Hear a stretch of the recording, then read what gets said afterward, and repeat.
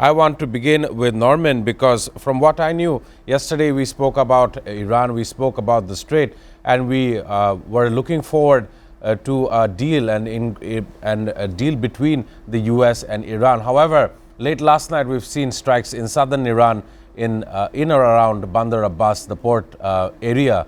And what we know, the entire media organizations from around the world are stating that the U.S. had retaliated in self-defense. I want to know more about this very issue, as this week Muslims from around the world will be celebrating Eid al-Adha, or the Hajj pilgrimage. I want to get a know-how of what self-defense means in this kind of situation. We've seen fighting in southern Iran. I want to get a comment before we can begin from Norman. A very good morning to you, sir.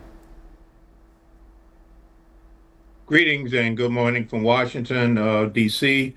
Today we wake up with the information that a self-defense prescribed by the Pentagon, a self-defense attack was made in southern Iran on missile sites, several missile sites, and the what they call the boats carrying the mines, the small boats carrying the mines.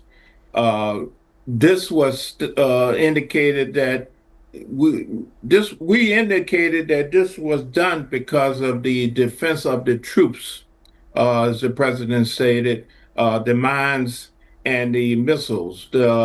This information emanated from the intelligence gathered from that region that Iran was planning to do something.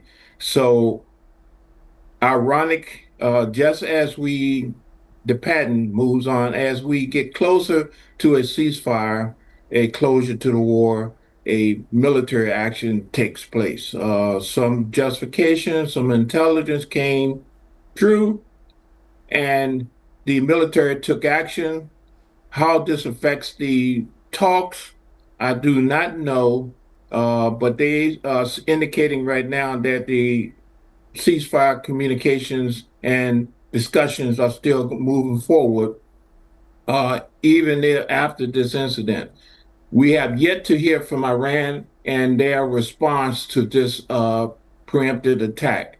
I suspect there will be some type of response to this very quickly, but here we go again, the pattern of discussion, and there's justification for some military action. In this sense, the term self-defense was utilized in response to a proposed attack, of proposed some type of response to the military in the region.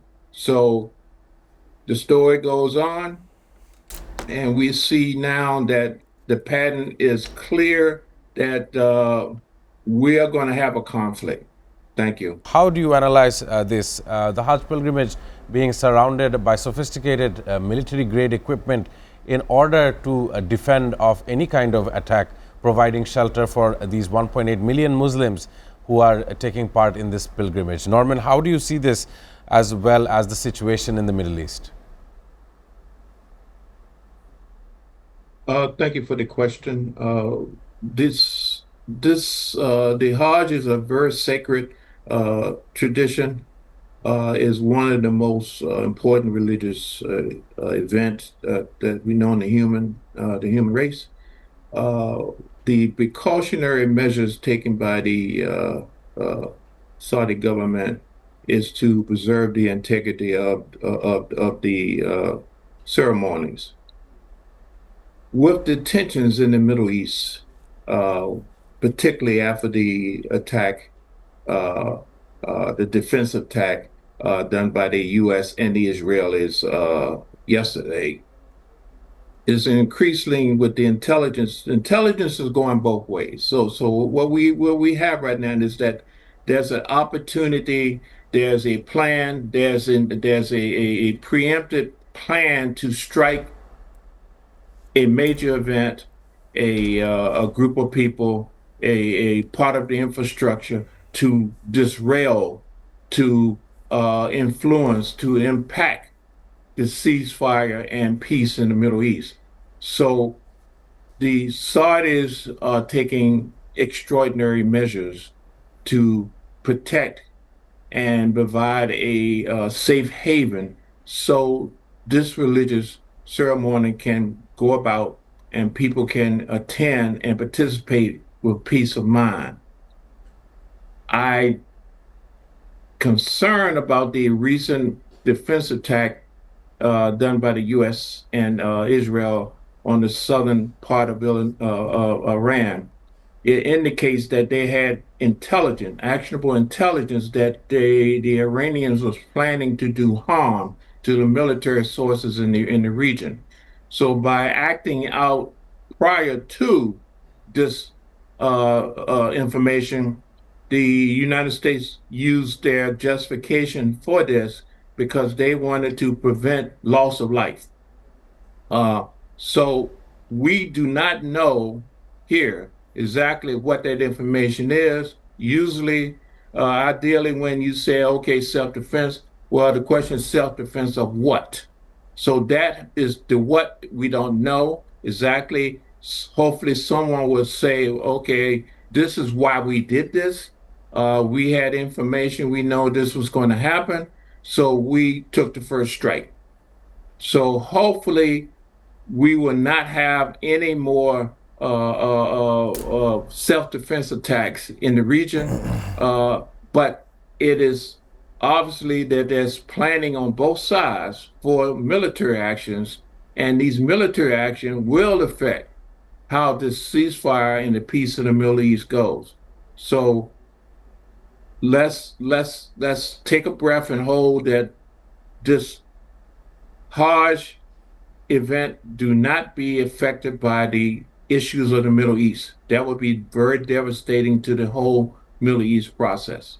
We've seen in the last 2 weeks, the U.S. president and the team of CEOs had visited China with ending deals, multiple deals on various markets, various segments as well. And then we've seen Vladimir Putin, leader of Russia, visiting Xi Jinping of China. And afterwards today, we hear news of the Pakistani Prime Minister Shehbaz Sharif had arrived in China for a 4-day visit. And of course, this would include a concentration of high-tech industries, agreements signing by both of the nations worth $1.2 billion at the Pakistan-China B2B investment conference.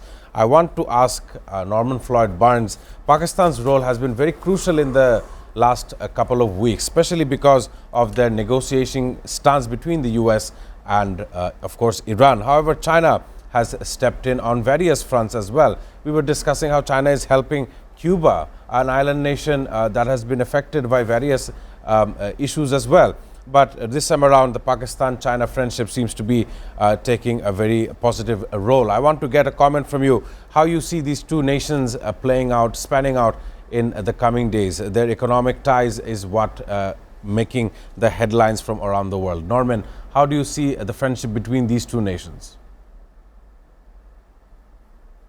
The friendship, the business agreement is progressing forward uh, because they have a common goal. The goal is to provide an alternative to the current situation in the world.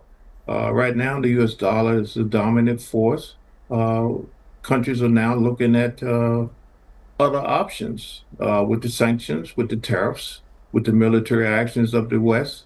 Countries are now looking for a change. So they are now communicating more intensely with each other to work out a way so they can do most of their business, their commerce, their trading, and their relationships be more of a local instead of a international or global sense in terms of dealing with the Western world. As you know, the global South is emerging. Countries you mentioned here are now engaging. Pakistan is taking a very pronounced role in negotiation. They're getting a lot of credibility. They have a power, a lot of impact into the region of South Asia. China is also providing themselves, creating a situation as a developer. They develop. They provide development. They provide resources for countries to develop. With that options, they have created a option where they do not have to follow the dollar and create another currency, another role where local currency can be used to pay for things what they need.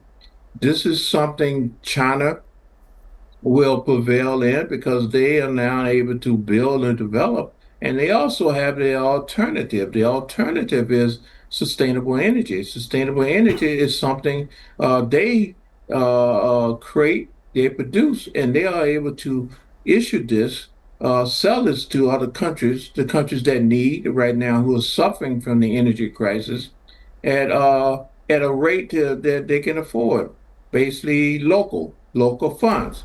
Right. So now this shift has changed from the petrol, the dollar, to local currency to meet the needs they have. Before they had no choice, they had to use the petrol dollar or the dollar, and if they did not follow that, they was subject to sanctions, restrictions, and tariffs. Now, because of this, a change is coming, and you will see a different shift in terms of how the world do day-to-day business. I want to ask Norman, I'm sure you were hearing the discussion I was having here in the studio as I mentioned. Just your last comments regarding the Quad summit. As we've seen, Marco Rubio is in India meeting his counterparts. I want to know how you see this as just a week and a half before the entire team was seen in Beijing. So I want to know how far the U.S. allies feel in the region of the U.S. support that usually comes in by being an ally of this 51-state nation known as United States of America, in which you are residing. I want to get your viewpoint, Norman. Yes, briefly, what you're seeing is by Secretary Rubio meeting with these our colleagues in India is that uh, the realization is that uh, the policies of the U.S. has to change in terms of dealing with countries, particularly powerful countries like India. They are looking at other options, and the option is not the United States. So the United States is trying to maintain and basically have some type of relationship so to ensure that there's not a direct cutoff, but we United States stay relevant in terms of dealing and trading with the Indian nation. So we're seeing a lot of politicking going on here. A lot of hey, my water is colder than your water. We can provide you a better resource. But the issue is sovereignty, trust, and people need to know they are secure. Countries need to know they're secure. They're not going to be the next one to be attacked, and they need to have trusted allies, which they can proceed and do daily business. Peace of mind. Right now, there's no peace of mind. Right now, you don't know if you're the next number up, or are you safe, or are the conditions changing. So without the uncertainty, it's hard to do daily business if you do not know exactly where your country stands in terms of stability on the global field. So basically, Rubio is trying to basically reassure them that the United States is still interested in working with them, and we do not want to set through several ties. We want to stay relevant. And yes, you can talk to the global south. You can talk to China. You can talk with whoever, but we still want to understand that we are still here, and we want to do business with you.